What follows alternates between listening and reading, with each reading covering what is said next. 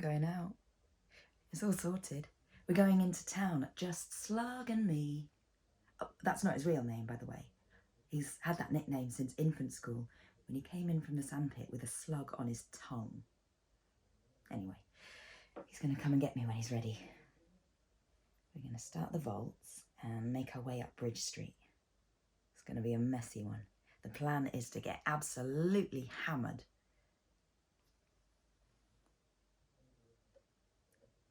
I bought a new shirt. What do you think? Only the River Island sale, but, well, you got to treat yourself, haven't you? No one else is going to. Slug will probably just wear one of his old polo shirts. He never worries about what he's wearing. Doesn't need to. Looks cool in anything. He was an awkward sod growing up. We were as thick as two jam butties in primary school, but he never bloody looked at me once we got to secondary. Not that I blame him. He was too cool.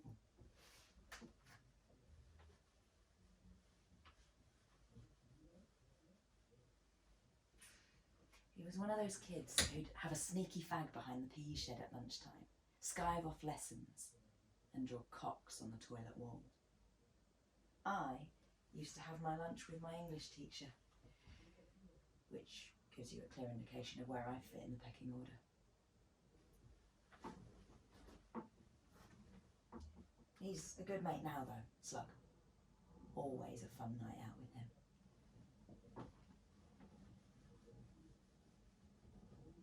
Last time we were out, we missed the train home because he was kissing some girl on the dance floor. I say kissing, they nearly digested each other. She was beautiful. Way out of my league, but not out of his. I kept saying, we'll miss the train, but he didn't listen. Oh well, a night to remember anyway. I've never slept on a bench before.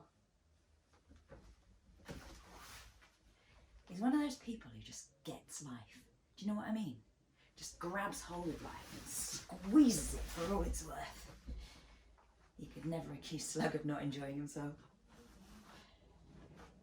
When we're out, he gets all the attention. All eyes are on him. Like he's got this otherworldly ability to be cool. Bloody cool. When he's on the dance floor, people orbit around him. They want to be with him. They want to be him. And I love watching it happen.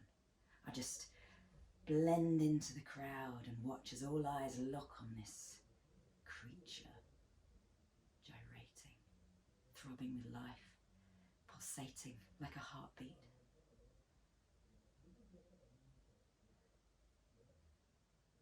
I better get ready.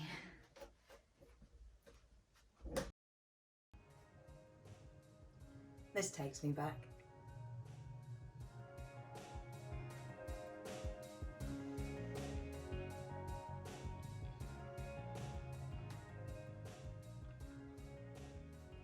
Reminds me of the wedding. Last wedding I went to, actually. I don't usually like weddings. Find them a bit cringe, if I'm honest. But this one was different. I was in school with Jacob. Another one I didn't really speak to until we were in the same media studies group at college. Well, you met Cheryl, the bride at college, actually. She was doing psychology, but they used to make eyes at each other outside G Block. It was this tight little knot of us at one point. We all sort of knocked around together for a while.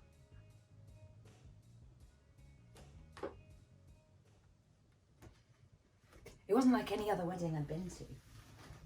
It was in a field, for starters.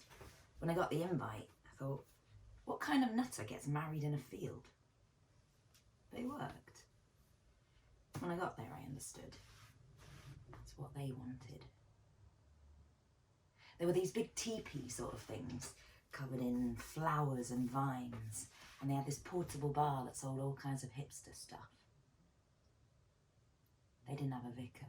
It wasn't their style. They had a celebrant. I didn't know what a celebrant was till that day. And there was no cake. They had a tower of donuts instead. No bridesmaid or best men. friends and family in a field. It was unapologetically them, exactly their style. No dull traditions or showing off for others, just what they wanted, to make a commitment to each other, a promise to never leave each other's side.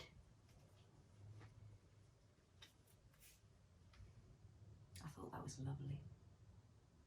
I know I don't usually go in for all that soppy stuff, but I thought, imagine feeling so strongly about someone that you've got the confidence to say, sod it, this is what we want.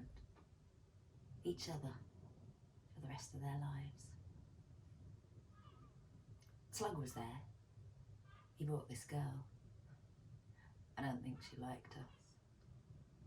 She had a face like a stomachache for most of the evening, and I heard her arguing with Slug once I'd collapsed inside my tent.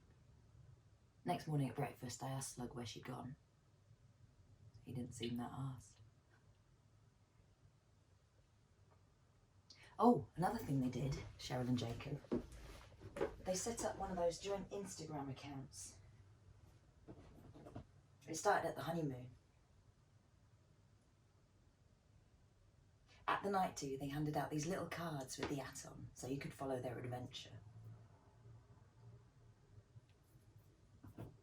See, they got a lot of traffic on their page with their honeymoon pics, so they decided to keep it for their next holiday the following Christmas when they went to Prague.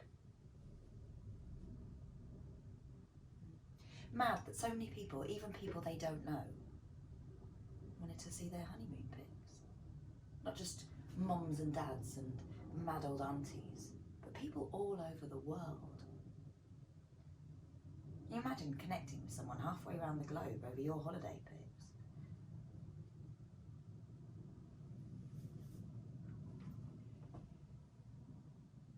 Strangers they'd never meet, lacking pictures of their entangled toes, or the remains of a croissant.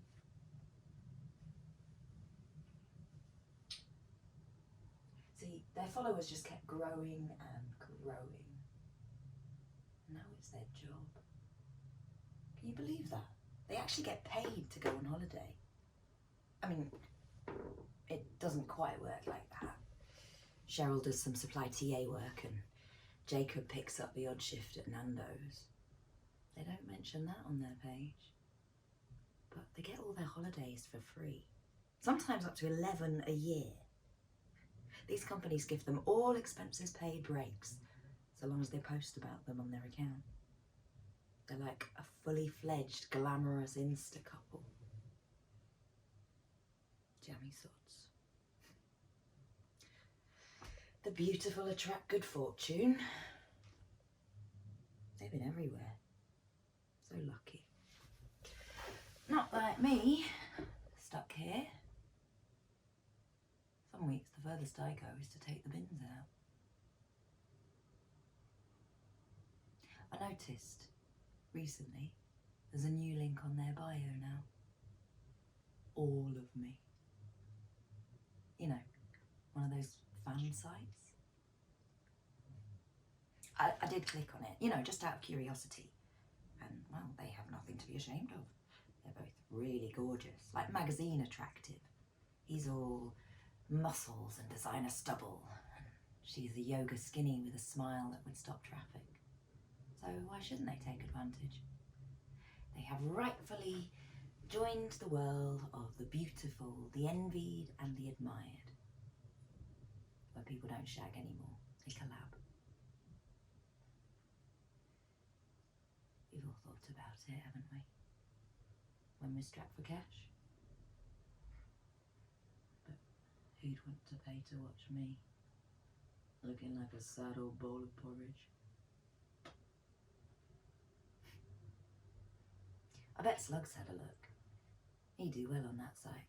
They'd be queuing up to see him with his kit off. Oh Christ, he'll be here soon.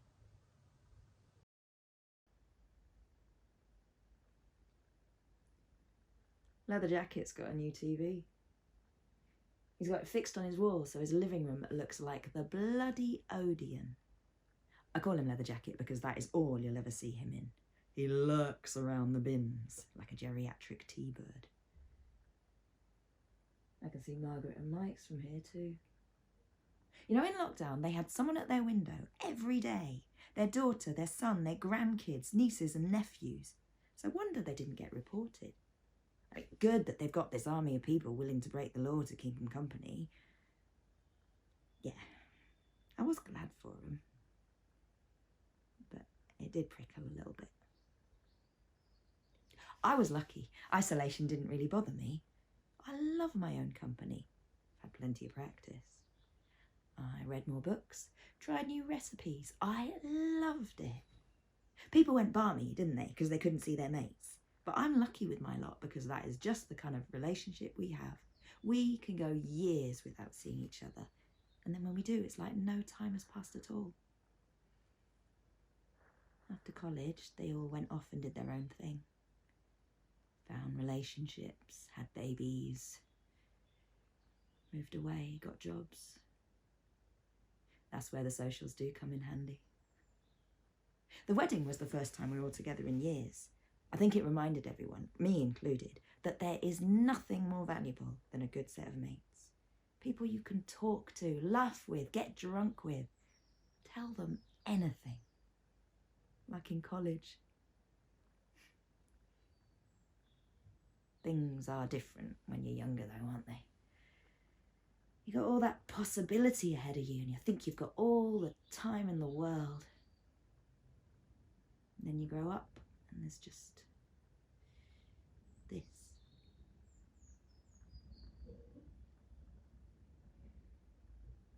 I really thought we'd keep in touch after the wedding. I really thought it would bring us back together. And I don't just mean a tap on an app, I mean really connecting. But we drifted, as we always do. And I don't mind telling you, it was dark. Really dark. And this was before the killer virus put us all in solitary confinement. See, I'd been there before. In isolation. Alone.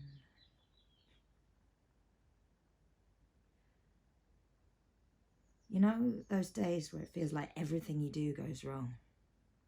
Every traffic light is on red, every interaction is a spiky one. You try to clean the kitchen and end up making more mess. Go for a walk, it starts to rain. Go to the gym and there is some knob sitting on the equipment you need, staring at his phone or checking out his own reflection. It's all small stuff, I know that. It all adds up. It's like you completely lost control. I don't know if I believe in a higher entity or not, but during that time, I really felt like someone up there was testing me, battering me with knockback after knockback, watching to see how much it would take for me to crack. Every morning, the same crushing feeling. I tried reaching out to people, but life goes on. I went to the doctor. He told me to battle through it. Sort it out the British way, he said. Whatever that means. I guess he didn't mean cock it up completely and blame an immigrant. No drugs, no therapy, just platitudes.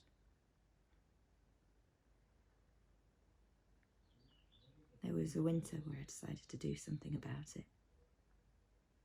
I went for a walk one night, again, trying to get my head out of this fog. But I found myself on the bridge. I looked down into the water. It rushed below me, wild, black and freezing. And my breath blew out before me, like the ghosts of all those regrets. It'd be so easy, I thought.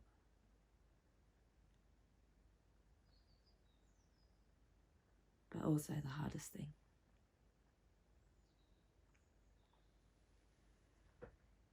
I knew the only one who could help me was me. The one person whose company I was the most sick of. The only one who could nurture, nourish, repair. So I started doing things for myself. I made sure I went out each day, whether it was to the gym or the shop.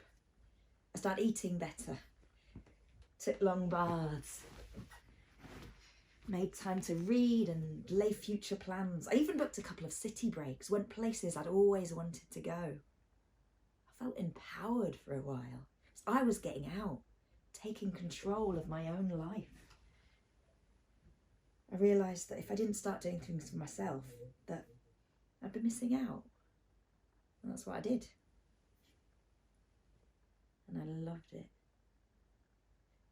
Really, I did. And then the world went mad.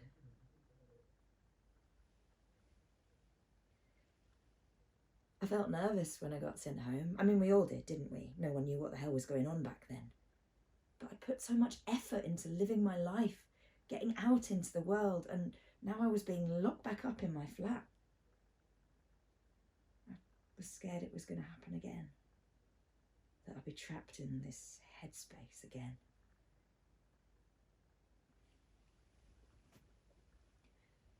Feels like a fever dream now, but we got through it, didn't we?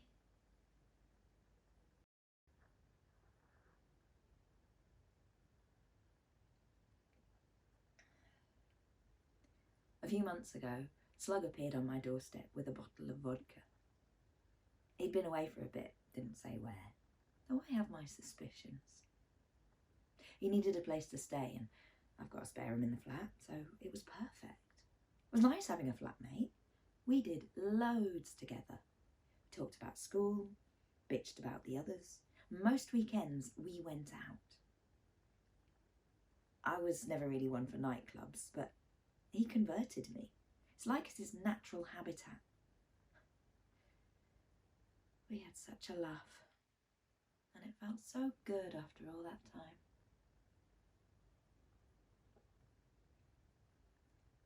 He got lucky finding his own place. The other side of town, but bloody lovely. Makes this place look like a right hole. And that's Slug for you. What did I say? The beautiful attract good fortune. I was sad when he left, though glad to have my own space back. I wasn't going to miss him eating all my food or pissing all over the toilet seat. But I was going to miss him. Sometimes it's just nice to come home from work, stick on a film and say, God, James Corden's a right wanker, isn't he? Have someone on the end of the sofa just say, yeah, he is. When he moved out, I thought, that's it, he's gone again. He's one of those people who's useless at answering messages. You get friends like that, don't you? You send them a text and don't get a response till days later. Sometimes not at all. I don't like to either. I don't want to be that guy, so sometimes I just leave it.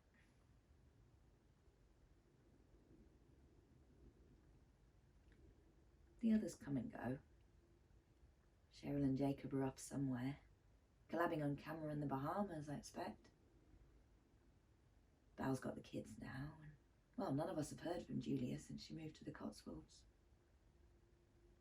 We're in a group chat, but it's only me who posts these days.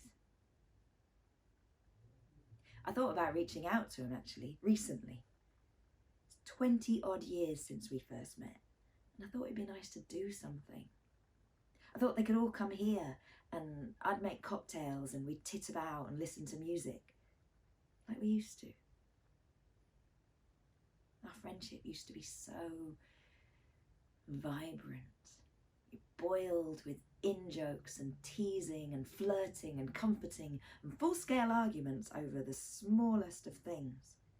It was beautiful and infuriating, and I loved it. Now all that's been replaced by an endless stream of memes and thumb emojis. really wanted to try and get that back. But in the end, I didn't bother. Because I know what would happen if I did. And it would only make me sad.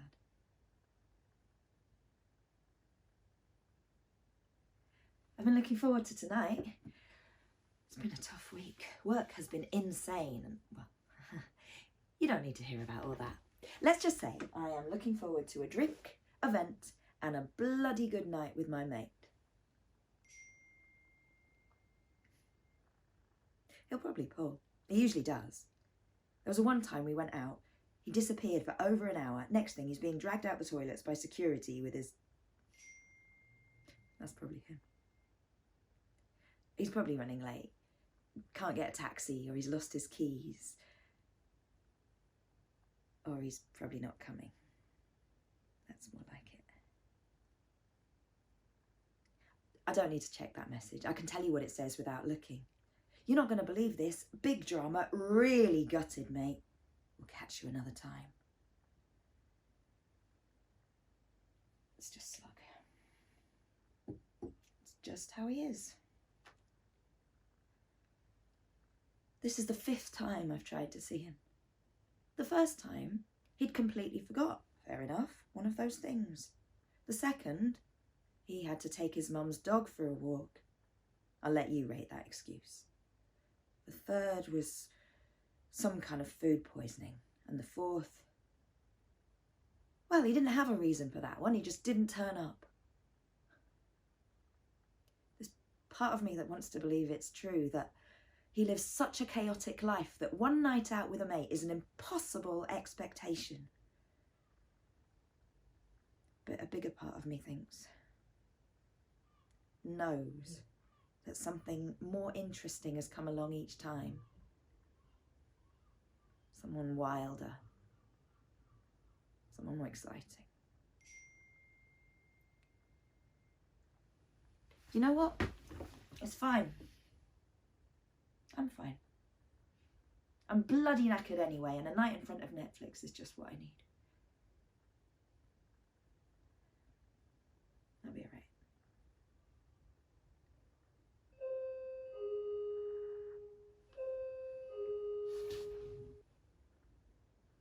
He's here. He's got a taxi waiting. We're going out.